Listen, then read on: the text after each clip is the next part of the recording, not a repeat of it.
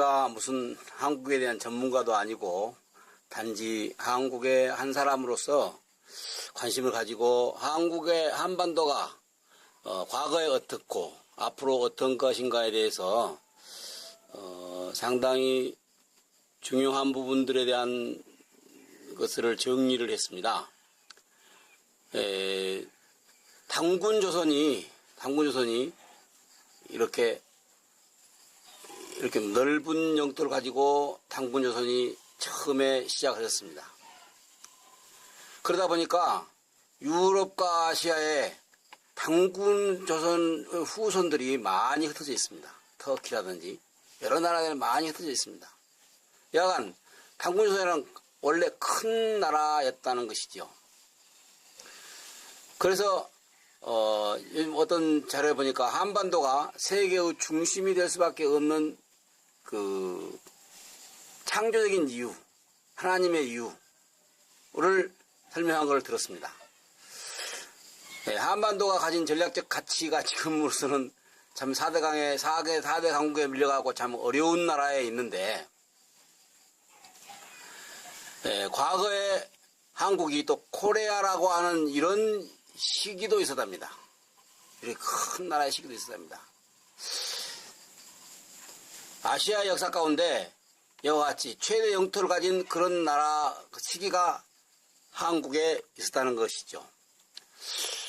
뭐 그냥 과거에 있었던 거니까 우리가 과거로 지나갈 수 있지만 이건 원래 한국이 가져야 할 나라다.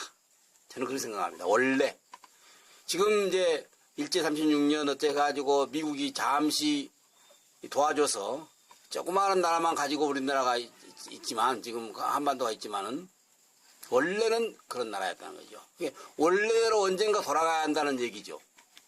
그래서 통일 대통령이 되면 통일 한국 대통령이 되면 원래 그 자리로 우리가 돌아갈 수 있다. 저는 그렇게 보고 또 돌아가야 한다. 언젠가는 시기가 온다는 거죠. 10년이 될지 5년이 될지 3년이 될지 50년이 될지 모르지만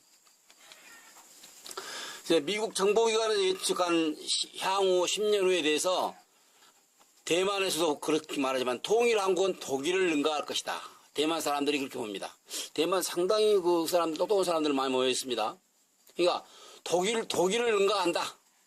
그다음에 한글과 세종대왕이 한글이 얼마나 참 좋은 글인가에 대해서 지금 많이 분석이 되고 있습니다.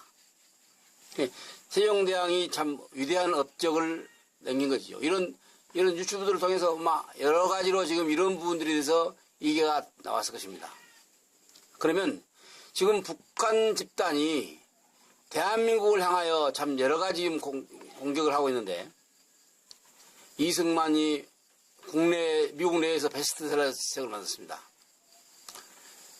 그 다음에 북괴가 전체주의를 사양하는 데 대해서 대량학살을 선언하고 박근혜가 이런 정부 정치성을 밝혔죠.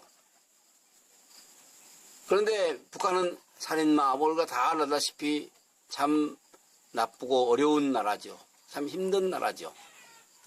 그런데 자유민주공화국으로서 진실과 존중의 대의를 가지고 있는데 한국 GNP는 세계 11위. 1인당 3만 달러를 가고 있는데 북한은 78%가 영양부족, 영양실조. 얼마나 참 비참한 지역인가. 참 아쉬운 지역이죠. 한국은 3만 불 중에서 한국은 7대 강국이다. 좀 이따 얘기하겠는데. 근데 북한은 1100달러. 차이가 엄청나게 많은 것이죠. 그래서 아까 말한 달러를 찍어서 불법으로 불이만 하고 있는 그런 지역이니까 대한민국은 외환 보유고가 상당히 많습니다. 국가 신용도도 높고 근데 기아와 성매매로 정권을 지금 유지를 하고 있는데 이제 지금 갈대가에 간 거죠. 그 다음에 세계 전투력도 공군 9위, 육군 4위, 해군 11위. 이제 낫고 못 쓰는 재래식 무기로 지금 핵하고 생화학 무기로 지금 사람을 죽이겠다 하고 공포만 놓는 건데 미군 기지와 한일 미군이 48%가 해외 주군 기지로서 한국이 세 번째로 미군을 많이 파송받은 나라입니다. 자, 한국 경제가 5년 뒤에 일본을 추월할까? IMF에서 한 겁니다.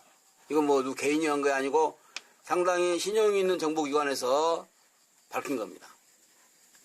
지금 한국은 지금 2014년도에 27,000불인데 일본은 36,000불이다.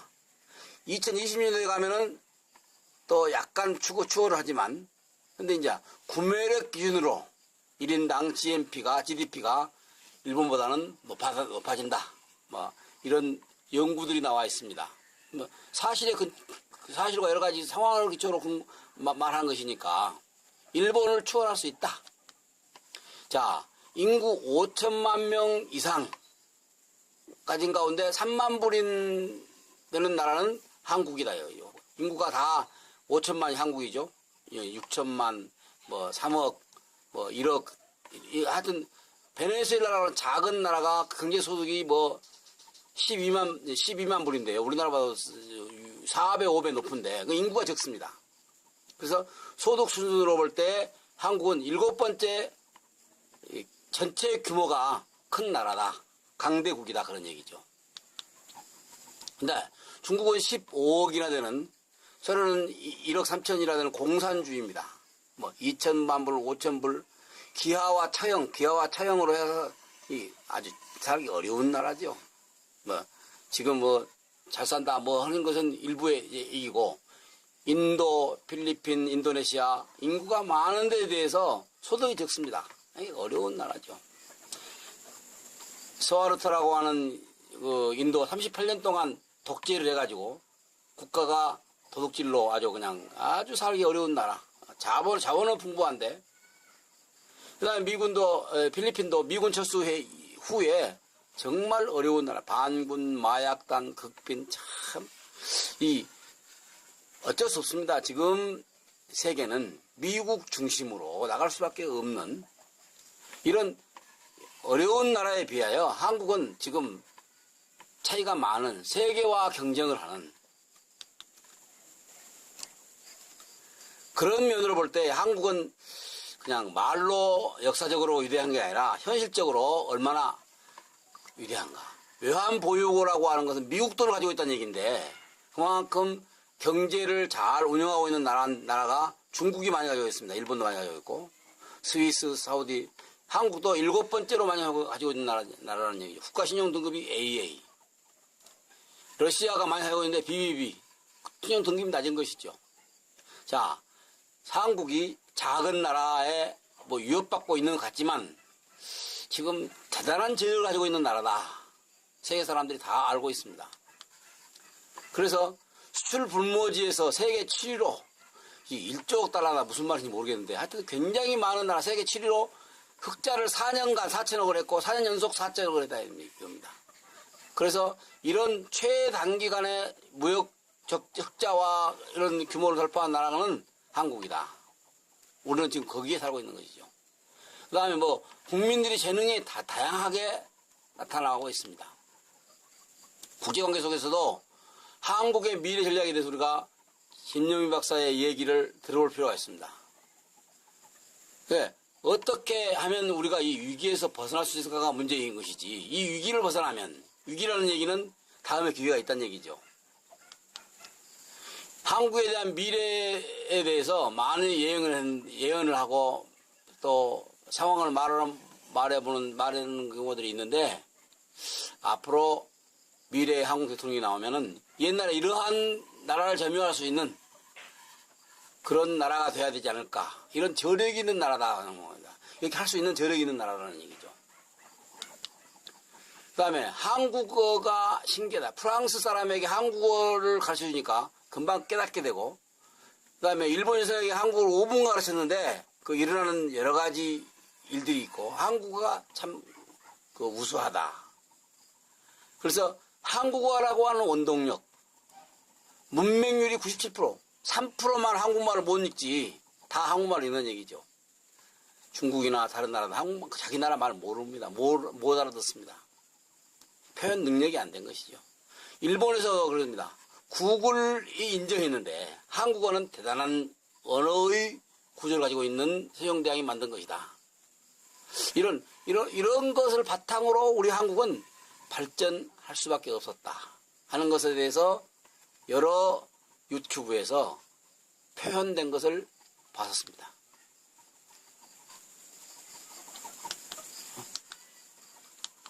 그래서 이제 한국이 지금 이스라엘과 비교를 해볼 만하다고 생각합니다. 이스라엘은 하나님께서 아브라함에게 주신 그 땅에 여호수아 군대가 12부족으로 확보를 해서 가지고 있었다고 하는 것을 여러 가지 역사가 증명하고 있습니다. 그런데 2500년 전에 나라를 잃고 세계로 흩어져 있었습니다. 그런데 패권국 미국의 대통령이 예루살렘을 수도로 해야 한다 하고 선포를 했습니다.